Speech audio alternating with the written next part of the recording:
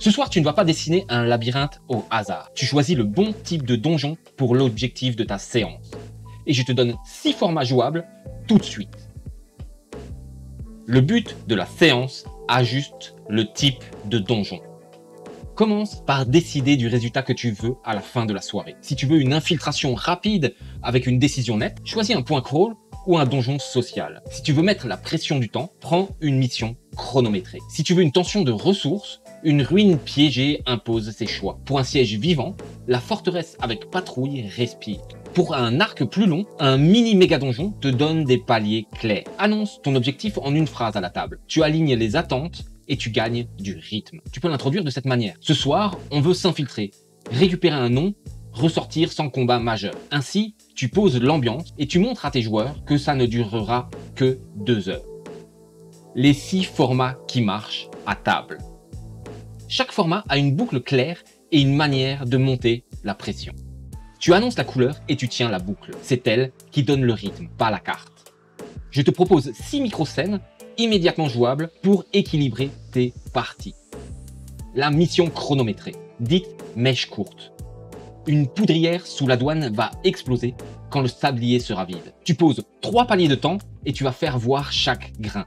Les personnages joueurs avancent dans des couloirs étroits, croisent une grille bloquée et un contremaître paniqué. Tu demandes un test d'athlétisme pour soulever ou d'escamotage pour découpiller en vitesse. À la réussite, le passage s'ouvre et le palier n'avance pas. En cas d'échec, on perd un palier et la chaleur monte. Tu rappelles que courir rend la perception moins efficace. L'urgence décide des risques que les joueurs acceptent. Tu peux l'introduire de cette manière. Il reste 3 minutes. L'aiguille touche la marque rouge. Tu forces ou tu coupes un fil sans savoir. Le jet tranche. Tu fais tomber des étincelles sur la sciure. Le point crawl. 3 nœuds, 2 chemins. Dans un marécage miné, 3 buts émergent. La croix blême, la hutte des roseaux, l'arbre au clou. Tu joues le croisement autant que les nœuds. Le choix est toujours entre un chemin rapide mais exposé et un chemin sûr mais long. Tu demandes un jet de discrétion contre perception passive des guetteurs si l'on coupe au plus court, ou de survie pour trouver un détour qui coûte du temps. Tu fais bouger des éléments entre 2 nœuds. Un radeau change de place, un feu s'éteint, une patrouille tourne. Tu peux donc le faire ressentir dans tes parties de cette manière. La brume se tasse. Au loin, une clochette de pieu. Par la mangrove, c'est 10 minutes de plus. Mais personne ne vous voit. Ainsi, la table choisit vraiment un chemin. Le donjon social, bal masqué ou porte souriante. La maison Ulmar ouvre 3 salons. On entre avec des mots. On se perd sur une phrase. Tu fais sentir l'horloge sociale. Soupçon, alerte, chasse. Tu cadres chaque scène comme une salle. Une danse, un duel d'esprit, un vol discret. Tu demandes un jet de représentation, de persuasion, ou alors de tromperie ou de perspicacité, ou encore d'escamotage selon l'approche. Et tu fais réagir la salle comme une créature. Tu peux l'introduire de cette manière. La musique baisse d'un ton. L'intendant incline la tête, attendant la bonne formule. Le barde respire, tente le compliment. Le jet pose l'ouverture ou la crispation. Les ruines piégées, or contre sang. Sous un temple effondré, un couloir en dents de scie alterne niche et dalles instables. Tu dis clairement la règle d'or. Chaque trésor coûte une ressource. La torche s'éteint plus vite. Une potion part, une corde s'use. Tu demandes un jet d'investigation pour lire le mécanisme, d'acrobatie pour franchir ou d'outils de voleur pour neutraliser. À la réussite, on progresse et on économise. À l'échec, on perd du temps, des points de vie ou l'alarme des profondeurs monte d'un cran. Cela se traduirait de cette manière, les runes halètent. Tu retires la cale ou tu passes en vitesse?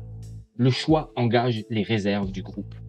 La forteresse vivante, ronde et contre-ronde. Un fort côtier respire, que ce soit les cloches, les tours, la relève, les cuisines. Tu fais voir les cycles. Les personnages joueurs doivent glisser entre 2 rondes, faire diversion ou soudoyer le cuisinier. Tu demandes un jet de discrétion opposé à la perception passive ou de persuasion pour une couverture crédible.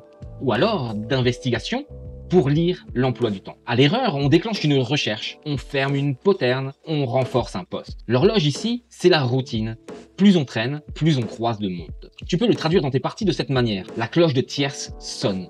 Les brottes frappent la cour. Soit vous courez le parapet, soit vous vous fondez dans la file des marmitons. Le jet décide. Le mini méga donjon. 3 niveaux, 3 factions. Une mine abandonnée sert d'abri à 3 forces. Les gobelins, les morts-vivants et les contrebandiers. Tu découpes en 3 niveaux avec un hub sécurisé. Chaque niveau a un enjeu clair et une porte vers une autre. Tu demandes les mêmes compétences qu'ailleurs, mais tu tiens une mémoire longue. Ce qui se passe au niveau 1 change les patrouilles du niveau 2 et ainsi de suite. Tu installes une carte mentale simple et tu laisses les personnages joueurs choisir l'ordre. Voici un exemple pour t'illustrer ce donjon. Les gobelins scellent le puits nord si vous aidez les contrebandiers. Sinon, ils l'ouvrent pour faire passer des renforts. Tu vois, le monde réagit sur plusieurs soirs. Erreur à éviter. N'écris pas un labyrinthe pour te rassurer. Écris des choix visibles. N'empile pas des combats par habitude. Crée des conséquences si l'on attend ou on fait du bruit. Ne cache pas une solution unique. Sème des indices partout. Quand tu doutes, reviens à l'objectif de séance et au format déclaré.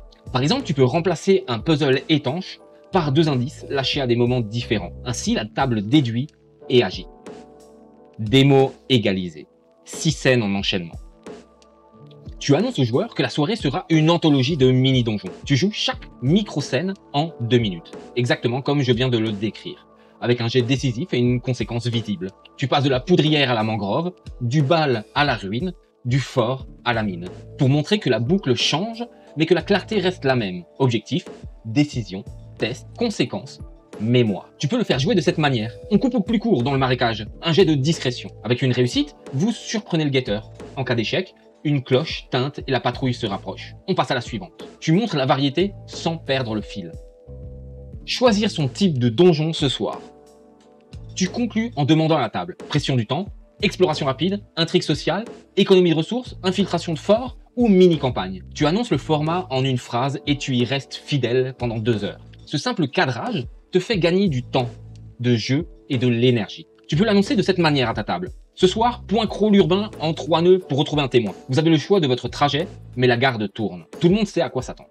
Ce qui fait gagner du temps et de la tension, c'est d'annoncer la boucle et de choisir le bon format pour l'objectif de ta séance. Chrono pour la pression, point crawl pour l'exploration rapide, social pour ouvrir avec des mots, ruine pour l'économie de ressources, forteresse pour la riposte, mini-méga donjon pour tenir plusieurs soirs. N'hésite surtout pas à me dire en commentaire lequel de ces 6 formats tu utiliseras lors de ta prochaine partie.